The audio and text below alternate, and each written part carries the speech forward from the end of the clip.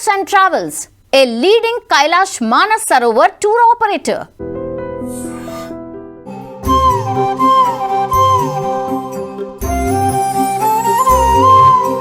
నమస్కారం, welcome to I dream media. నేను మీ విజిత. ప్రస్తుతం నేనున్నాను నేపాల్ యాత్రలో భాగంగా ఈరోజు కాఠ్మాండుకు వచ్చేసానండి.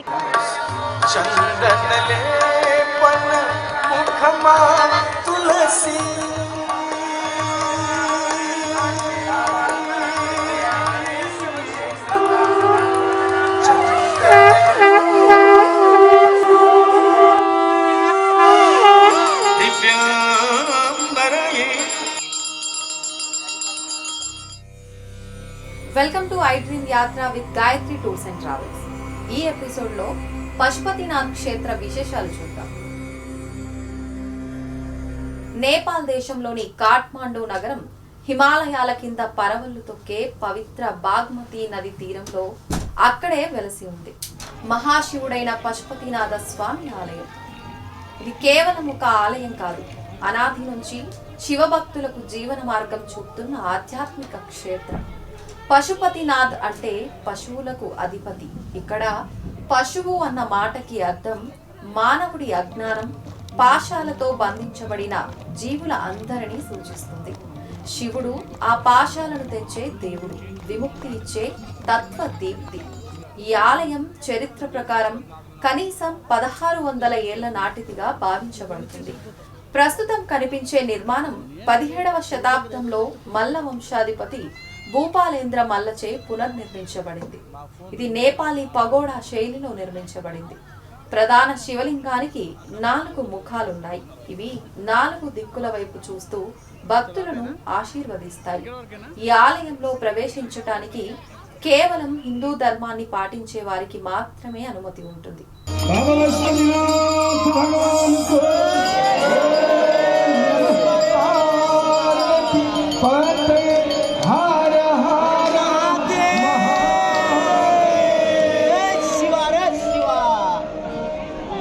ఇది ఆ పరిమితిని కలిగి ఉన్న ఆ పశుపతినాథుడి ఈ అనంత విశ్వంలోని పశుపక్షాదులకు సైతం అధిపతి కదా.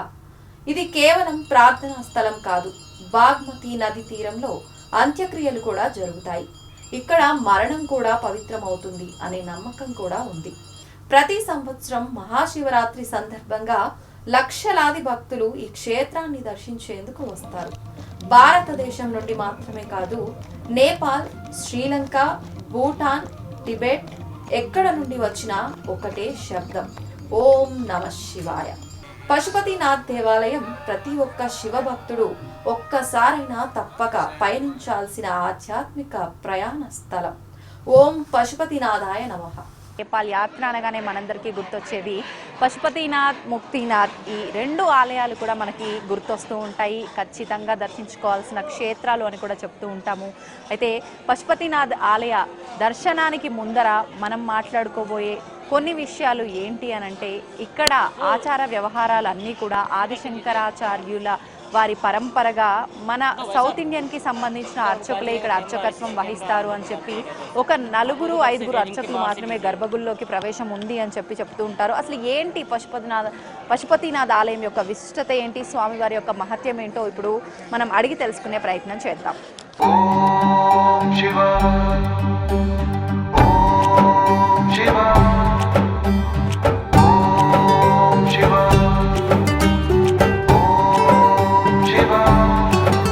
हर देवादिदेव शंभो शंकरा, जंगम देव रहे परमेश्वरा, विश्वेश्वर सिद्धेश्वर काल भैरवा, हरुं हर हरुं हर हर हर हर महादेव.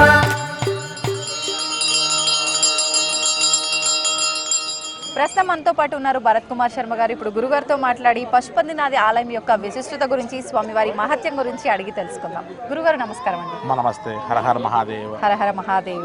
గురుగారు, ప్రస్తుతం మనం ఉన్నాం పశుపతినాథ్ ఆలయంలో. ఈ ఆలయం యొక్క విశిష్టత ఏంటి, స్వామివారి యొక్క మహత్యం ఏంటో తెలియజేయండి. మనం ముందుగా నేపాల్ యాత్ర అనగానే మనకందరికీ గుర్తొచ్చేటువంటి యొక్క 2 ప్రధానమైనటువంటి యొక్క క్షేత్రాలు. ఒకటి కాఠ్మండులోని పశుపతినాథ్ ఆలయం. ఇది శైవ క్షేత్రం అవుతే 12 జ్యోతిర్లింగ దర్శనం అంతా కూడా పూర్తయిన తర్వాత 12 జ్యోతిర్లింగాల్లో కేవలం మనకు లింగాకారంలో మాత్రమే దర్శనం ఇస్తే 13వ స్వరూపంగా సద్యోజాత, వామదేవ, తత్పురుష, అఘోర, ఈశాన రూపాలలో మనకు పంచముఖ స్వరూపంగా 4 ద్వారాల్లో దర్శనమిచ్చేటువంటి ఒక స్వామివారు పశుపతి నాథుడట. అయితే ఈ పేరులోనే పశుపతి నాథుడు అని ఒక మన శబ్దం వినపడుతూ ఉందమ్మా. ముఖ్యంగా సతీదేవి యొక్క అంతం తర్వాత పార్వతీ అమ్మవారిని వివాహం చేసుకున్నటువంటి ఈ యొక్క ఈశ్వరుడు ఆయన కాస్త చలనంతో ఉంటే, మనోవేదంతో ఉన్నప్పుడు వారి యొక్క మనస్సు కరగాలని, వారి యొక్క ప్రవర్తనలో మార్పు రావాలని ఈ యొక్క పార్వతీ అమ్మవారు ఈ యొక్క ఈశ్వరుని తీసుకొని అన్ని లోకాలు సంచరిస్తూ ఉంటే, మార్గ మధ్యలో ఈ యొక్క నేపాల్ రాజ్యానికి వచ్చిన తర్వాత ఇక్కడ ఉన్నటువంటి యొక్క మనుషులు, జంతువులు, ఇక్కడ ప్రకృతి ఇదంతా కూడా చూసి పులకరించిపోయి చివరికి ఆ ఈశ్వరుడు కాస్త వారి మనసు మార్చుకొని అమ్మవారితో ప్రశాంతంగా మాట్లాడుతూ ఉండడం మొదలుపెట్టాడట. కొద్ది కాలం అయిన తర్వాత వారు మళ్ళీ తిరిగి లోక సంచారం కోసం వెళ్ళాలి కాబట్టి, వారి లయకారకుడు కాబట్టి, అన్ని తిరుగుతూ ఉండాలి కాబట్టి, ఇక్కడే ఉండకూడదు కాబట్టి వెంటనే ముక్కోటి దేవతలందరూ కూడా వారిని తిరిగి ఇక్కడికి వేడుకుంటూ వస్తూ ఉంటే వారి యొక్క వేషానంతా కూడా తిరిగి మార్చుకొని వారి కైలాసానికి వెళ్దామని వెళ్ళుకునేటప్పుడు ఇక్కడ ఉన్నటువంటి ఒక వాళ్ళందరూ కూడా పశు పక్షులందరూ, ఇక్కడ ఉన్నటువంటి జనాలందరూ కూడా వారిని, అయ్యో మీరు ఇంతకాలం మాతో సహజీవనం చేశారు, తిరిగి మరి ఇప్పుడు మీరు వెళ్తుంటే మేము ఆశీర్వాదాన్ని కోల్పోతున్నామని చెప్పి అడగంగా వెంటనే స్వామివారు అమ్మవారు ఇద్దరు కలిసి ఇక్కడ ఎవరైనా సరే కాలం చేస్తే వారందరినీ మాలో విలీనం చేసుకుంటాము, ఐక్యం చేసుకుంటాము, వాళ్ళందరికీ శివైక్యాన్ని పొందేటటువంటి అవకాశం ఇస్తాము అని ఈశ్వరుడు పార్వతీ అమ్మవారు ఇక్కడ నేపాల్లో ఉన్నటువంటి వారికి అనుగ్రహాన్ని ఇచ్చారట. కాబట్టి ఈ ఆలయంలో ఎవరైనా గతించిన తర్వాత వారికి శివైక్యాన్ని పొందడానికి ఆలయం వెనుకనే వారికి దహన సంస్కారాలు లాంటి కార్యక్రమాలు చేయడానికి, శివ సాయుధ్యాన్ని ఇవ్వడానికి ఇక్కడ జరుగుతూ వస్తుందటమ్మ. కాబట్టి ఇది పశుపతి నాథుకు సంబంధించిన వ్యవహారం అట. అయితే ఈ యొక్క ఆలయం 12 జ్యోతిర్లింగాల దర్శనం అంతా అయిన తర్వాత ఖచ్చితంగా ఈ యొక్క పంచముఖ స్వరూపంగా దర్శనం చేసుకుంటేనే వారికి 12 జ్యోతిర్లింగ పుణ్య ఫలితం లభిస్తుందని కూడా ఈశ్వరుడు చెప్పినటువంటి ఒక వాతావరణాన్ని మనం శివమహాపురాణంలో వింటూ వచ్చాం.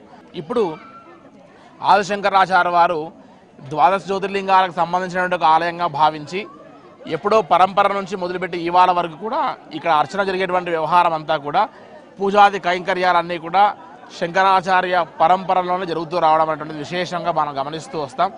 సో ఇది ఈ యొక్క నేపాల్లోని కాఠ్మండులో ఖచ్చితంగా చూడవలసినటువంటి ఒక పశుపతి నాథ్ సంబంధించినటువంటి దేవాలయం. ఈ దేవాలయం వెనుకనే మనం చూస్తే మనం శివైక్యాన్ని పొందడానికి కావాల్సినటువంటి యొక్క కాశీలో మహాశ్మశానం వాటికి అలా చూస్తాం, అలా చూడొచ్చు. వాటి నుంచి వెనక భాగంలో వెళ్తే మనకు అమ్మవారు పార్వతీ అమ్మవారు గుహేశ్వరి పృష్ఠభాగం పడిన ప్రదేశము. ఎవరైనా సరే సాధన చేయడానికి ఆ యొక్క ఆలయాన్ని ఎన్నుకుంటూ ఉంటారు. సాధన కోసం అక్కడ బాగా ఆరాధన చేసినటువంటి ఒక దేవాలయం. నెగటివ్ ఎనర్జీస్కి సంబంధించి కూడా అక్కడ తాంత్రిక పూజలకు సంబంధించిన కూడా చాలా పూజాది కార్యక్రమాలు అవుతూ వస్తాయి. సో ఈ యొక్క ఆలయాన్ని ఖచ్చితంగా పశుపతినాథ్తో పాటు గుహేశ్వరి ఆలయాన్ని ఖచ్చితంగా దర్శించిన వారికి పార్వతీ పరమేశ్వరులకు సంపూర్ణమైన అనుగ్రహం ఉంటుంది అని ఆ వాళ్ళ పశుపతినాథుగా ఉన్నటువంటి యొక్క స్వామివారు అమ్మవారు ఈ నేపాల్ ప్రజలకు చెప్పినటువంటి విషయాన్ని మనం తెలియజేస్తూ ఉన్నాము. సంతోషం అండి. నిజంగా ఎంతో విశిష్టత కలిగిన ఈ గొప్ప పవిత్ర క్షేత్ర దర్శనం అనేది చాలా చక్కగా జరిగింది. విశేషాలన్నింటినీ కూడా చాలా చక్కగా వివరించారు. ధన్యవాదాలు. నమస్తే.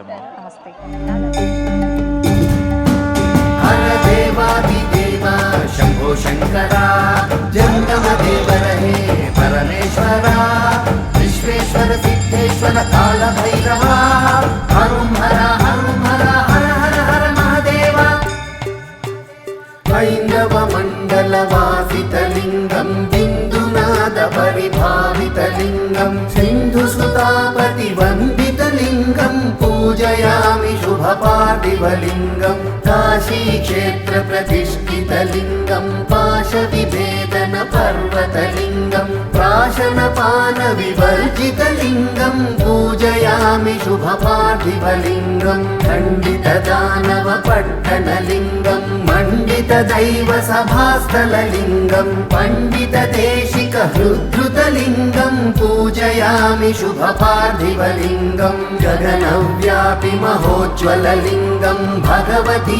మనోరంజనలింగం జగతాఖిలాఘ సంఘసులింగం పూజయామి శుభ పార్థివలింగం పూజయామి శుభ పార్థివలింగం హర దేవాదిదేవ శంభో శంకరా जंगम देवर हे परमेश्वरा, विश्वेश्वर सिद्धेश्वर काल भैरवा, हरुं हर